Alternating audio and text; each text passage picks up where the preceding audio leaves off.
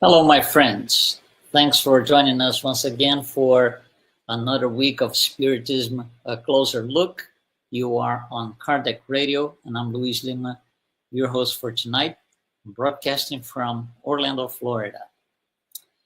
Tonight, we are going to take a closer look at social life, meaning life in society. And life in a society, it can be at times very challenging, with struggles and problems and difficulties. And that's what it is uh, uh, for most of us. So let's take a look at the subject. Let's see what we can bring to you from under the Spiritist light. So first thing, society, if we can understand what it is society itself is an institution. However, it's an institution whose mindset, intellectuality, morality are defined by the sum of all mindsets, morality levels, and intellectual levels of their members. So a society is a collection of members, and they bring all their mindsets, the sum of all these mindsets, the sum of all the moral standards and intellectual standards. That is what composes the societies. So that being said, there is no default morality for any society. There is no such a thing, because society does not have a default. It's composed by, its members and all their problems and difficulties and all of that, because the members are ultimately spirits. We can't see from the Spiritist point of view, we should not see the members of a society as simply people. They are spirits. They are more than that. They are immortal spirits. So it doesn't make sense when we refer to a society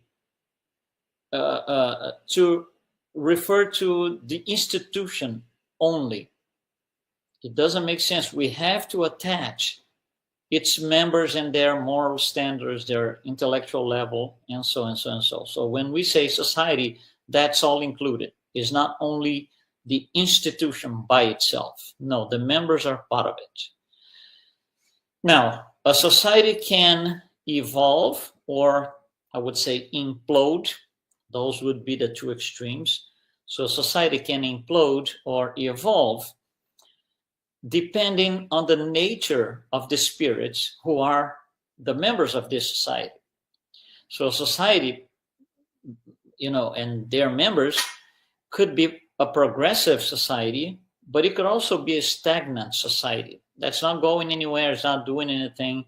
No one gets better. The society in general does not evolve. It could be just stagnant, depending on its members and their, like I said, morality, mindsets, and so. So every society has laws.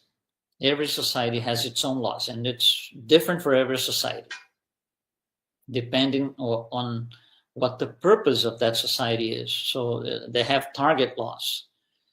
And the social laws for a certain particular society, they target a movement towards being a better society in general. That's what it is mostly out there. But this movement towards social laws trying to bring the society to be a better society, these laws are not able to provide happiness. The laws themselves, you can sign 1,000,000 laws of any form, any sort. They do not bring happiness to anyone.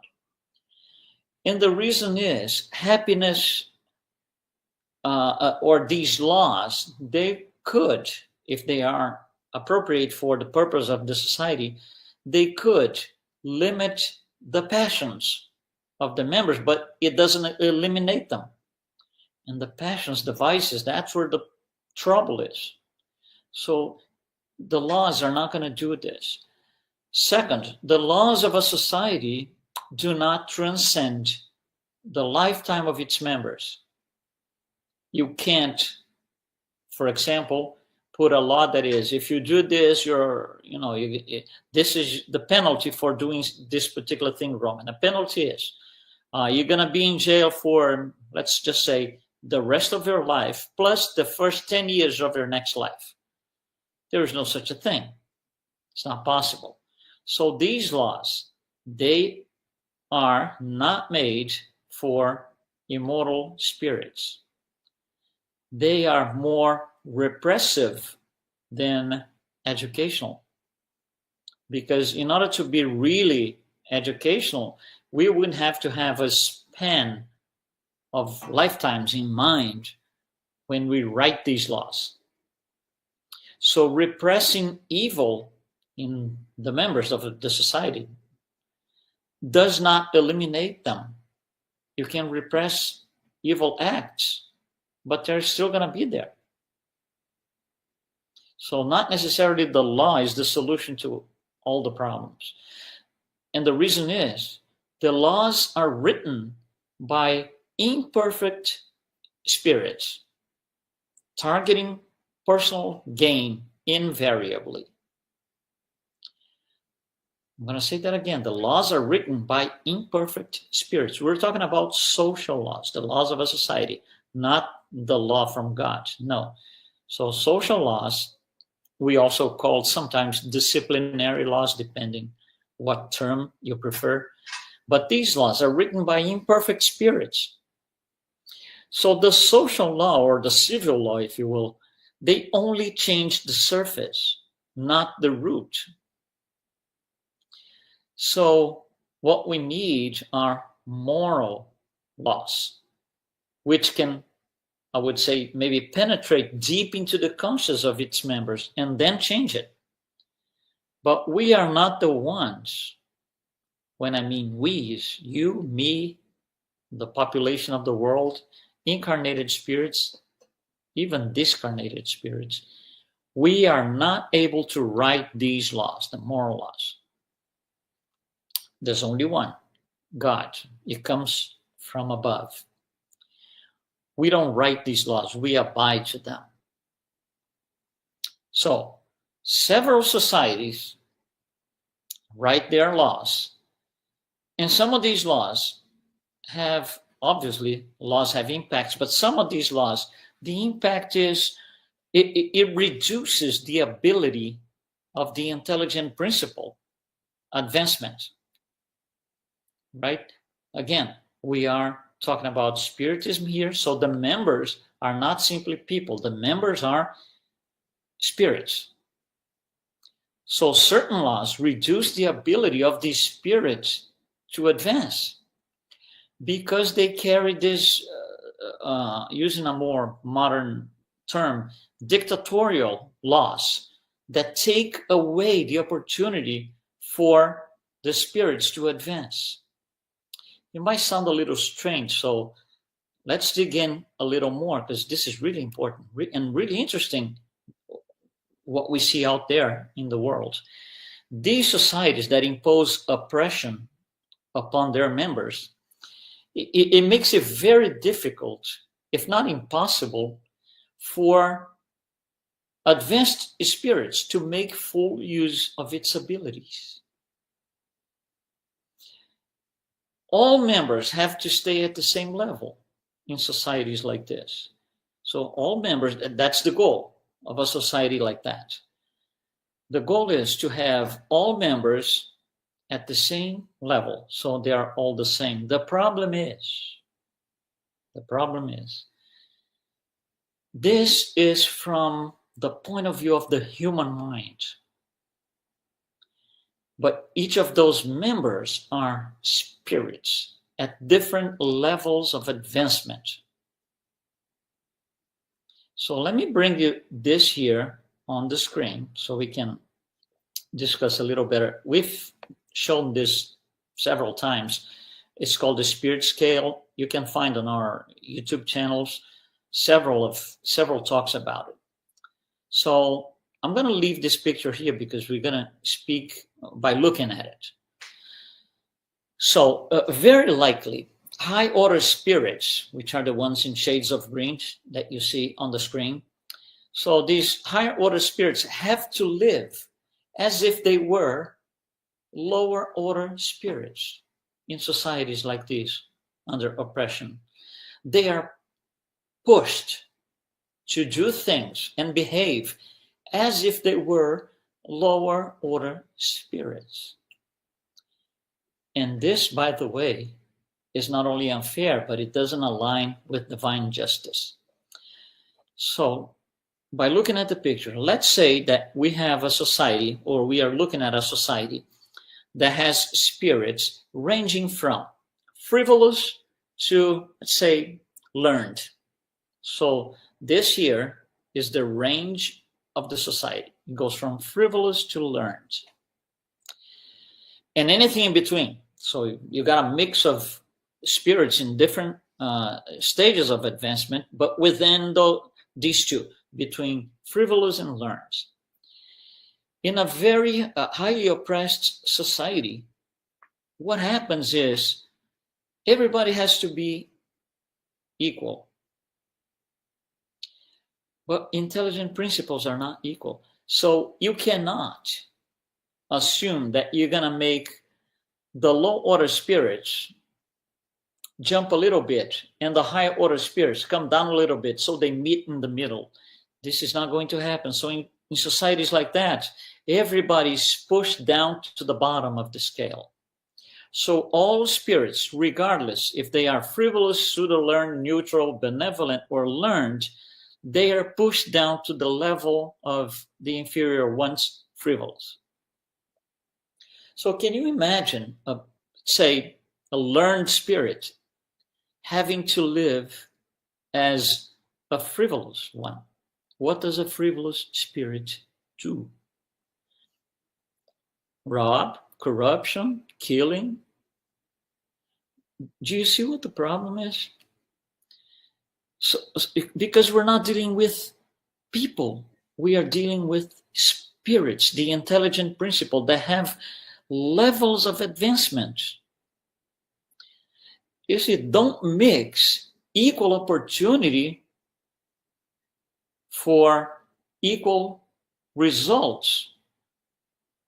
Everybody should have equal opportunity, but not everybody is going to produce the same results because some are much more advanced than others. So the outcome of, let's say, a life of the one up here is different than the outcome of the one down here. So all these, oppressive laws or dictatorial laws in societies, they might take away the opportunities for growth. But they certainly, absolutely, do not take away from the intelligence principle. You cannot rob or diminish the intelligent principle from an advanced spirit. So these societies become, a struggle for everyone. Higher order spirits, lower order spirits, because they're all supposed to be the same, and that's not what it is. Every spirit, every member, which is a spirit, they all have their own spiritual history. They are all at a different stage of advancement. You cannot compress the whole thing. You cannot compress this here to the lower level. I hope it's clear what I'm trying to say here. So the antidote for societies like this is the improvement or the betterment of the moral standards of the society, which is difficult because you have to change the moral standards of the lowest in the scale, of the low order spirits in that society. So, and the social institutions might be created with the best of intentions. However, they are led and managed by imperfect spirits, third order spirits. So what happens is, with time, these institutions tend to disappear. So from time to time, nice or nicely set institutions go up. They have a nice role in society. They go down and disappear from time to time. It becomes a cycle of going up and coming down, going up and coming down. And why is that? Because third order spirits do not thrive in maintaining these institutions.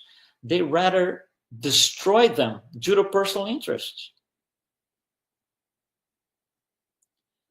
You see, if I am to be, let's say I set my mind to be the leader of a society. Let's go back to the society that we took as an example, between frivolous and learned. If I, take the role of being the leader of a society, if I'm not at the top of that society, which would be the learned here, if I'm somewhere down here, I have to make everybody to be under me. Most people that want to just take power just like this, I'm the power. L'état c'est moi, right? So I have to bring everybody to the lowest possible level. So they are now all under me.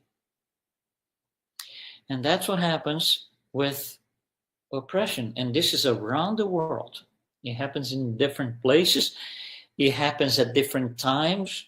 Sometimes, in certain places, this is already past. In certain places, this is going on right now. Certain places are going to live through this in the future. But the problem is these spirits, third order spirits, cannot maintain institutions, even if they were created by themselves at times with the best of intentions.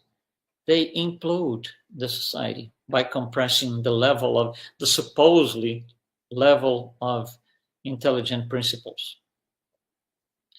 Our imperfections lead to miseries, moral miseries, material miseries. Imperfections deliver, for each one of us, because it's collective, right? The imperfections are per person, which makes the society imperfect. So personal imperfections, if you think about just one person, those imperfections deliver the message to the body in the form of illnesses and diseases, which is a form of destruction. We were talking about destroying institutions. The body is an institution, right? The body is an institution. So our imperfections deliver a message to the body in the form of diseases and illnesses. And that's what a planet like Earth is. This place for moral education, also a hospital. It's a school and a hospital, because we are all morally sick. We need to undergo treatment. This is the place for it. Until we advance. Intellectual progress comes before moral progress to increase the chances of the spirit having more discernment to make better choices in the future. So first, you intellectually advance and say, oh, now I understand. I have to make better choices. And then we make better moral choices. Now, not necessarily intellectual progress leads to moral progress, because the spirit might advance intellectually, but morally it still wants to stay behind. It can use its intellect to bring buildings down, to create wars, to be masterminds of crimes and terrorism, and it goes on and on and on. We are living in a world of influencers of all types. But where are the influencers of righteousness? Where are the influences of good moral, good ethics? They're hidden somewhere. They're not in social networks. Not necessarily. So these influencers of righteousness, that's what we need. Those are the ones who are going to help the moral standards to change, which then makes the society change its laws to comply with the new standards. So these, dictatorial laws, these absurd laws, they're going to disappear. So how do we get better, right? First, we need to believe that improvement is possible. If you subscribe, or for those who subscribe to the materialist paradigm, that's not necessarily true. There is no need for improvement because your life ends, in a few decades. And from then on, there's nothing else. Don't believe in life after death of any sort. So why improve? So first, we need to believe that improvement is possible. Second, we need to believe that improvement is necessary. And it depends on the belief system. Materialism is a belief system that believes in a certain thing. However, materialism does not lead to moral betterment. Social life or interaction between people on earth here might lead to betterment, depending on the spirit. If you clash with a lot of people all the time, you better think and say, hold on, what's happening here? Maybe I need to change a little bit. Maybe I need to pay more attention to this thing or to that thing because I see a pattern in myself. It's a self-recognition pattern. I see this pattern in myself. This happens all the time, invariably. So, let me put my hands up here. Let's pay attention to what's happening. And, let's start looking at things from a different angle, trying to change. When we are, and we are all members of at least one society, if not more, we, in principle, have to comply to its laws. But we can calmly question these laws, not questions in terms of, creating trouble and fights, physical fights, nothing like this. We can challenge the law by raising or doing something that raises the moral standards of the society. This is what Jesus came to teach us, how to do that through charity, unconditional love, and many other things that he came to not only tell us, but show us how. So each society is different. With globalization, a few decades ago, a lot of people changed societies. You don't like the society that you are in for whatever reason, it doesn't matter now. You just go to another one, live with a different type of society, which has different laws, which see life in society with a different angle. So what happens is, as we travel more, when I mean we is, a lot of people travel outside their country of origin now, even if it's for tourism. Some people just move to another country. Some people, just travel all the time. That's interesting because you start learning a little bit, in fragments, of course, of what each society is. So you went to this particular, you travel here. So now you know a little bit of this society. Then you travel somewhere else. Then you know a little bit more about that one. And it's all fragmented in the beginning. But you get to see what other societies are doing.